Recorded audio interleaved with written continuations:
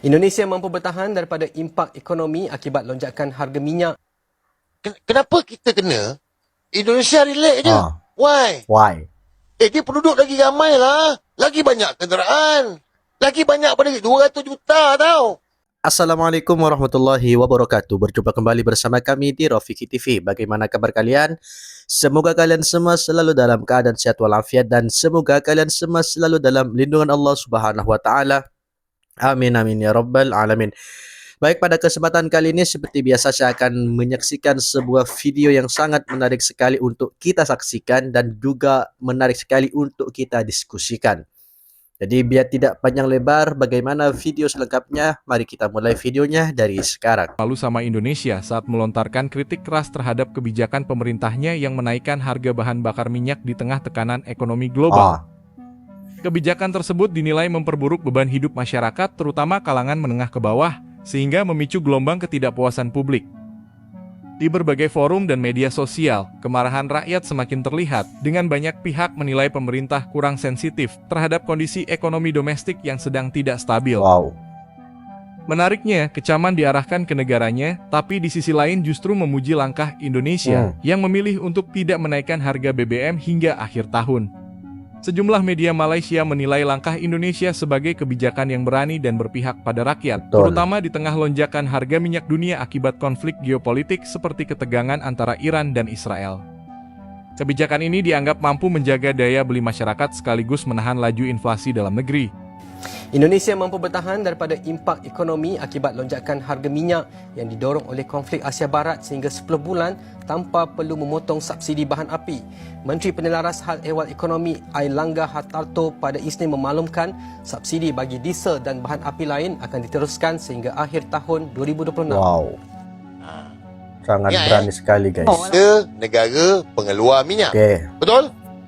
Betul tak? Kita negara pengeluar minyak. Negara pengeluar Indonesia masih mempunyai ruang fiskal yang mencukupi selepas membuat keputusan untuk mengekalkan harga bahan api bersubsidi tidak berubah sehingga akhir tahun walaupun harga minyak global meningkat berikutan konflik di Asia Barat. Ketua Pakar Ekonomi Asia Timur dan Pasifik Bank Dunia Aditya Matu berkata kedudukan fiskal Indonesia kekal agak kukuh dengan defisit 2025 direkodkan di bawah 3% daripada keluaran dalam negara kasar dan hutang kerajaan pada sekitar 40% daripada KDNK. Aditya berkata Indonesia menunjukkan kecenderungan ke arah fiskal yang berhemat dan dengan itu mempunyai kapasiti untuk terus memberikan sokongan melalui subsidi tenaga. Bagaimanapun, Aditya menegaskan subsidi harus disasarkan dengan lebih baik bagi menjangkau kumpulan berpendapatan rendah serta segmen kelas pertengahan yang terdedah. Sokongan juga perlu diberikan kepada perniagaan kecil dan sebahagian daripada segmen perusahaan sederhana untuk mengurangkan tekanan ekonomi. Beliau juga menggesa penambahbaikan dalam mekanisme penyampaian subsidi bagi mengelak beban fiskal jangka panjang yang berlebihan. Batu, siapa saja cakap, kita kena fikir dan kita kena tengok sekeliling kita. Kenapa Indonesia tak naik? Guys, kalau isu global, Selat Hormuz ditutup, okey. So, kenapa kita kena? Indonesia relax je. Betul. Why? Kenapa? Dia penduduk lagi ramai Kenapa lah. Malaysia Lagi banyak berdampak kenderaan. kenaikan harga BBM Lagi banyak sedangkan pada 200 juta tangga tau. Indonesia tidak ada Kenapa? kenaikan seperti itu? Kenapa? Apa Indonesia minyak dia lalu dekat selat mana? Samalah juga. Dan kena ingat, Indonesia tak ada minyak. Dia tak macam kita. Betul. Kita ada minyak. Malaysia negara pengeluar minyak, guys. Indonesia adalah Pertamina, tak sama macam kita. So cuba kita fikir, macam mana Indonesia boleh kekalkan subsidi sampai hujung tahun? Kita ni pula non kunyit bagi tahu minyak bulan 6 tak tahu cukup tak cukup. Logik ke? Guys, come on. Ada 5,700, ada 2,500 ni. Logik ke? Fikirlah. So cakap jangan percaya. Tapi saya minta kita ni gunakan kebijaksanaan kita berfikir. Betul. Singapura tak ada kecoh pun pasal harga minyak. Padahal dia langsung tak ada minyak. Beli dengan kita. Fikirlah kan. Kita, macam cakap lah, kita import 30%, tapi 30% tu pun bukan semua ikut Selat Omas, ada daripada Brunei. Semua ada sikit-sikit. Apa masalah dia? Nak selamat. Kalau tanya saya, nak selamat, ambil daripada Iran lah. Ambil daripada Iran. Semalam buat pertama kali dalam masa 7 tahun. Okey? Apabila Iran dikenakan sekatan ekonomi, sekatan minyak dia tak boleh jual, negara India stop beli minyak daripada Iran. Sebab India ni kan dia US, takut sangat dengan US.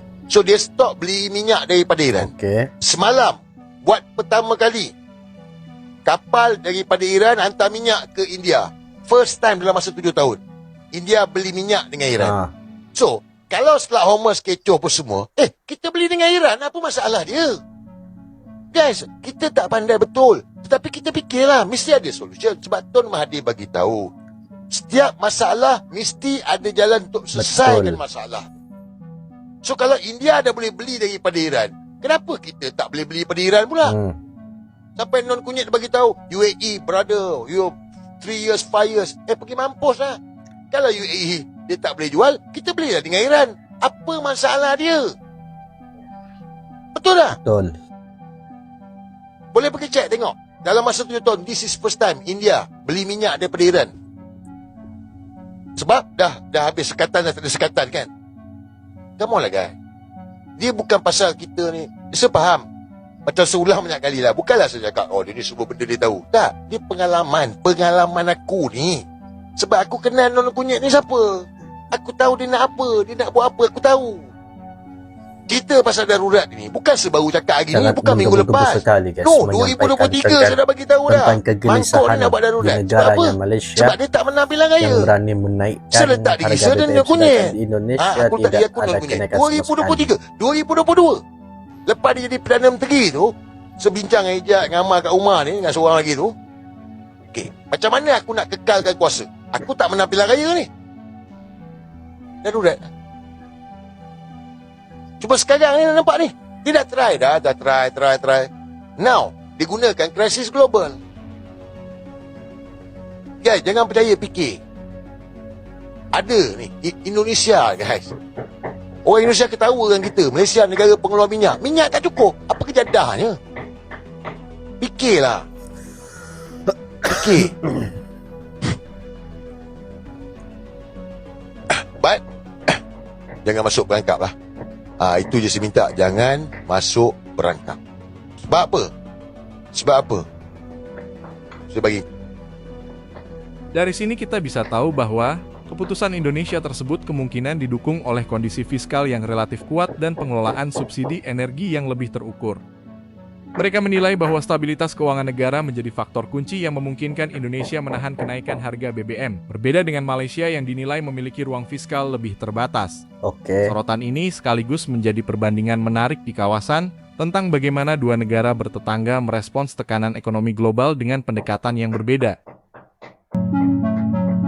Alhamdulillahirrabbilalamin. Akhirnya kita sudah bersama-sama menyaksikan, menyimak dan juga mendengarkan sebuah video dari awal sampai akhir, dan kali ini saya akan mengomentari video yang sudah kita saksikan bersama.